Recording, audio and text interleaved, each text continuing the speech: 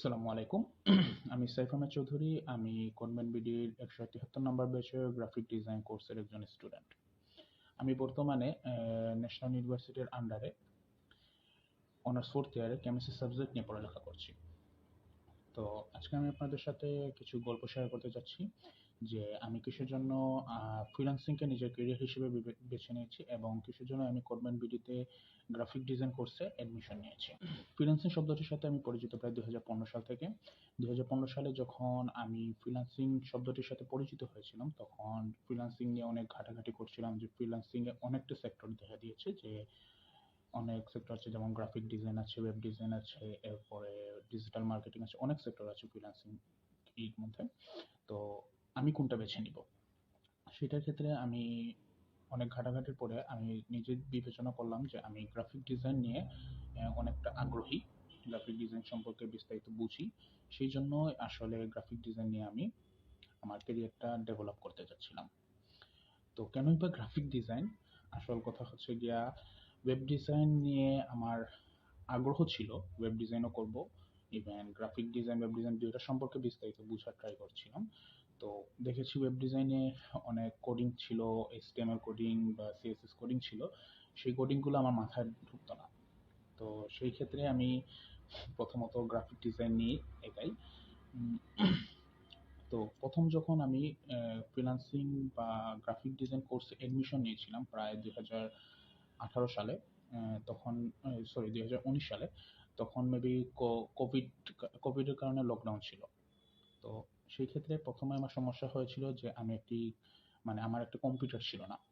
তো আমি মানে পড়ালেখার পাশাপাশি একটা পার্ট টাইম জব করতাম, মার্কেটিং জব, যেটা আহ, সেটা হচ্ছে গিয়ে নেসলে কোম্পানির সাথে ব্র্যান্ড রিপ্রেজেন্টেটিভ হিসেবে ছিলাম প্রায় 2 বছর।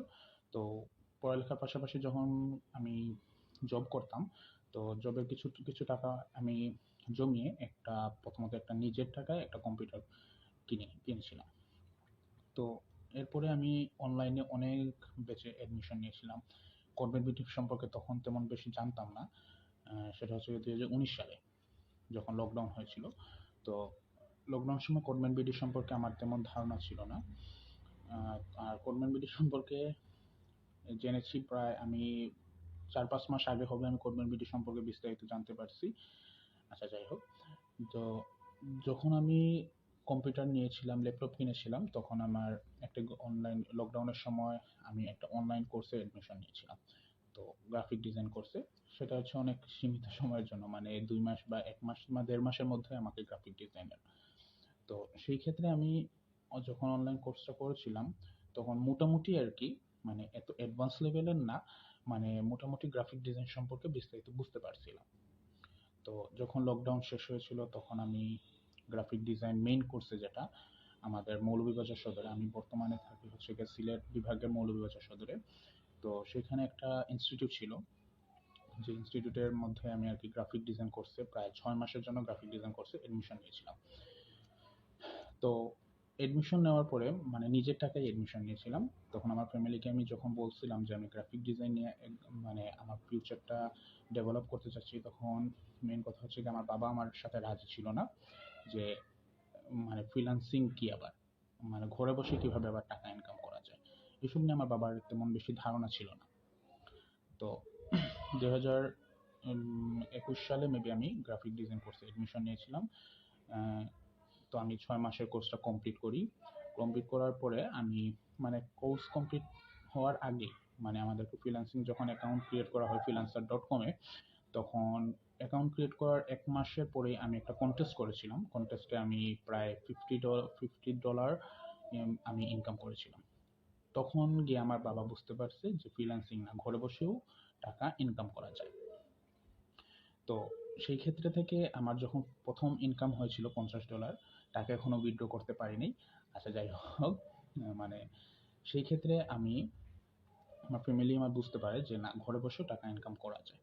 তো সেই ক্ষেত্রে কিছুটা অ্যাটলিস্ট সাপোর্ট দিয়েছে আমার মা, আমাকে অনেকটা সাপোর্ট দিয়েছে যে না, তুমি যা, মানে যতটুকু তোমার বোঝার ক্ষমতা আছে ততটুকুই তুমি করতে পারো, সমস্যা নেই।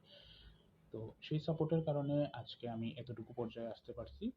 মানে আর আসলে আমি মানে CodemanBD-তে অ্যাডমিশন নেওয়ার কারণটা হচ্ছে CodemanBD সম্পর্কে যখন বিস্তারিত বুঝতে পারছি যে CodemanBD-তে হচ্ছে গিয়ে মানে সাপোর্ট দেওয়া হয় আপনাদেরকে। আমাদের যখন আমি যেই ইনস্টিটিউটে কোর্স করেছিলাম, সেই ইনস্টিটিউটে আসলে আমাদেরকে ফাইবার বা আপওয়ার্ক এই দুইটা মার্কেট প্লেস সম্পর্কে বিস্তারিত কোনো ধারণা দেওয়া হয় নাই। তো আমি CodemanBD-তে কয়েকদিন আগেই আমি একটা ফাইবার ক্র্যাশ কোর্সে অ্যাডমিশন নিয়েছিলাম। তো আমার ইচ্ছা ছিল যে CodemanBD গ্রাফিক ডিজাইন কোর্সে অ্যাডমিশন নেওয়ার। মানে গ্রাফিক ডিজাইন আমি CodemanBD-তে অনেক রিসার্চ করছি যে CodemanBD-তে গ্রাফিক ডিজাইন না ওয়েব ডিজাইন সম্পর্কে বিস্তারিত আলোচনা হয়। তো আমি ভাবছি যে CodemanBD-তে গ্রাফিক ডিজাইন না, তো দ্যাটস ওয়াই আমি ফাইবার ক্র্যাশে অ্যাডমিশন নিই। ফাইবার 167 যেটা ব্যাচ ছিল ওইটাতে আমি অ্যাডমিশন নিয়েছিলাম।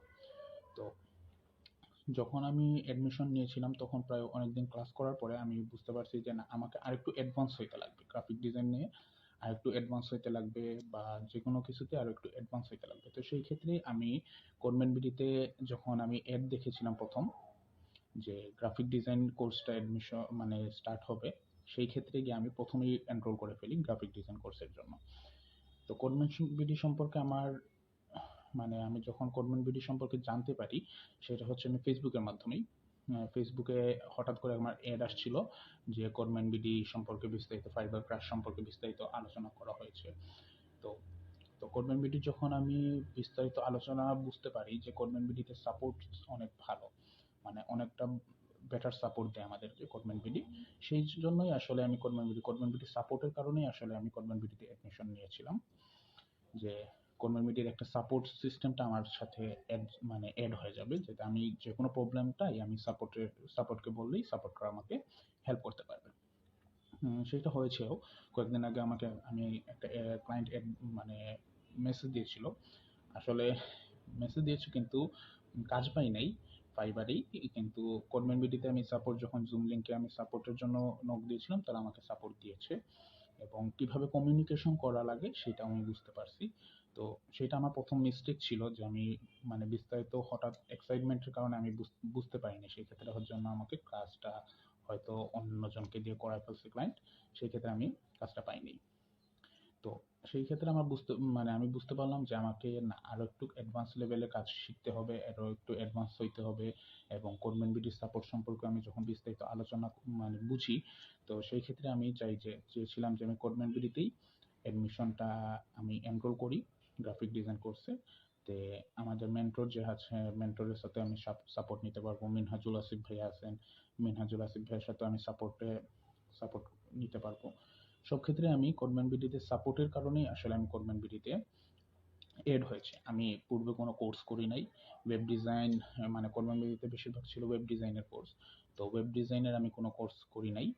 আমি প্রথম CodemanBD-তে এড হয়েছিলাম মানে আমি ফাইবার ক্রাশ 167 ব্যাচের ফাইবার ক্রাশেই এড হয়েছিলাম।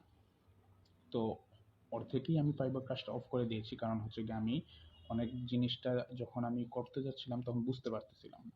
তো সেই ক্ষেত্রে আমি বলি যে না, আমি গ্রাফিক ডিজাইন কোর্সে যখন আমার একটা ফিল্ড, মানে আমার ফিল্ডটা হচ্ছে গ্রাফিক ডিজাইন এবং অন্যান্য ফিল্ড হচ্ছে গিয়ে ওয়েব ডিজাইন। বেশিরভাগ ছিল আমার 167 ব্যাচের সবাই ছিল হচ্ছে গিয়ে ওয়েব ডিজাইনার।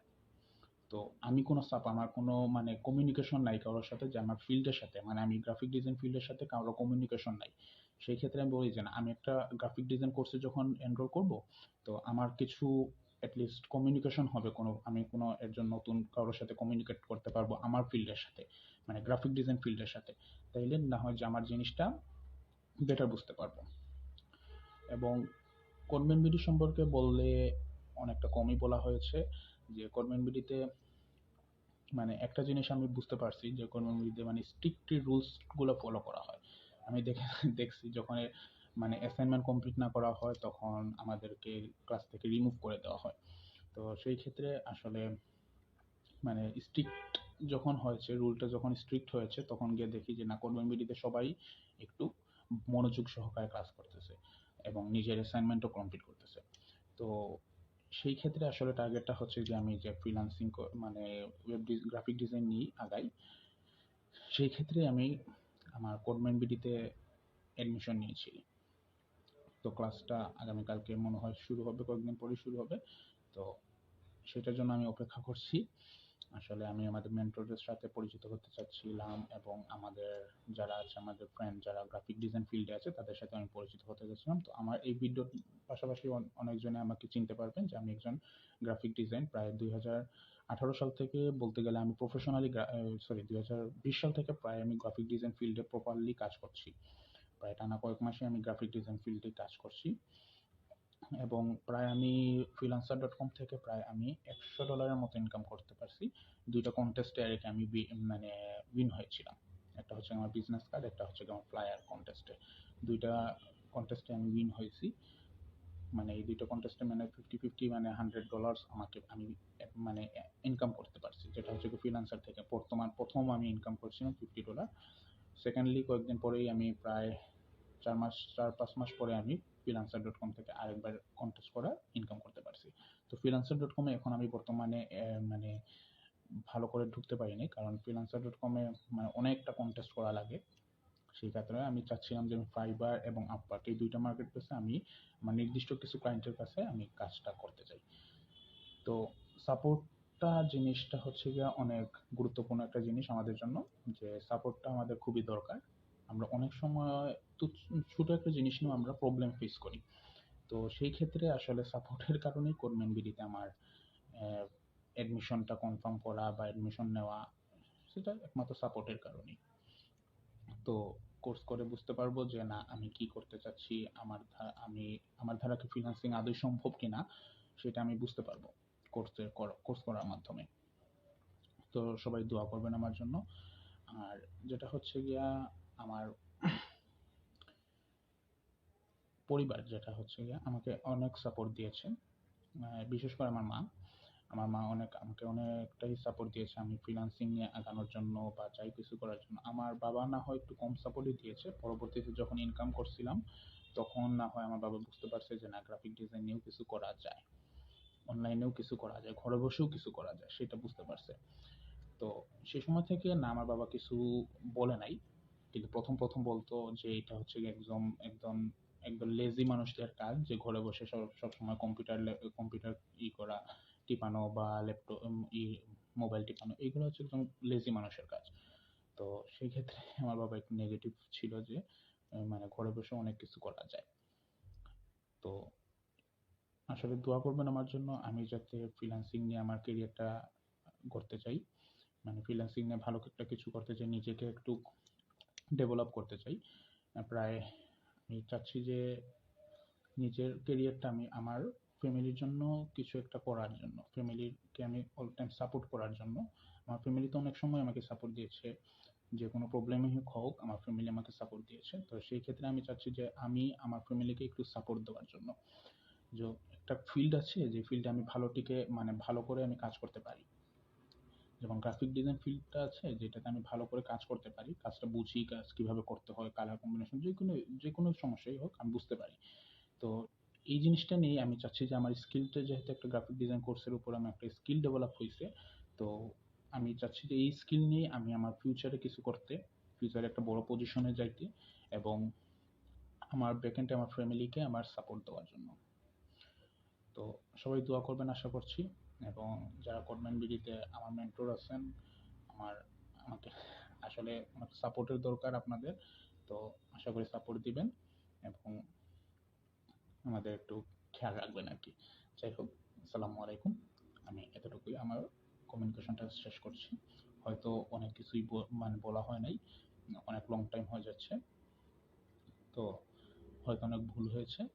আসলে প্রথম টাইম তো ক্যামেরা ফেস টু ফেস ভাবে এরকম কথা বলা, ভিডিও রেকর্ডিং করে, তো হয়তো কিছু ভুল হয়েছে, সেই ভুলটা ক্ষমা দৃষ্টিতে দেখবেন। আশা করি সবাই ভালো থাকবেন। আসসালামু আলাইকুম।